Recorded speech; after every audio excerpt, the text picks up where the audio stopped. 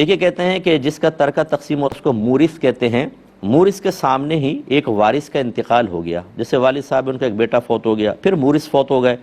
اور جو بیٹا فوت ہوا تھا ان کے بیوی بچے تھے، تو کیا اب اس وارث کا حق بنے گا کہ نہیں بنے گا؟ وہ تو چلیں فوت ہو گیا تو اس کے بیوی بچوں کو کچھ دینا چاہیے کہ نہیں؟ اور اگر از خود وارث دیں تو دیگر ورثاء کی حق تلفی ہوگی کہ نہیں ہوگی؟ دیکھیں، پہلی بات تو یہ کہ قاعدہ قانون یہی ہے کہ مورث کے وفات کے وقت جتنے وارث موجود ہوتے ہیں صرف وہ وراثت کے حقدار ہوں گے، لہٰذا مورث کی زندگی میں اگر کوئی فوت ہو گیا تو وہ حقدار نہیں ہوگا، نہ اس کے آگے نسل حقدار ہوں گے۔ بعض صورتوں میں ہو سکتے ہیں، لیکن بہرحال زیادہ تر یہ صورت ہوتی ہے کہ جیسے کوئی ہے ہی نہیں تو پھر تو چلو چل جائے گا، کچھ ہو جائے گا مسئلہ،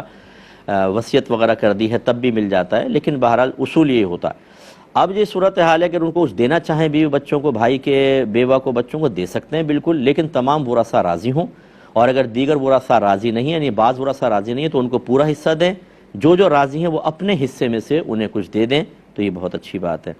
ایک یہ کہتے ہیں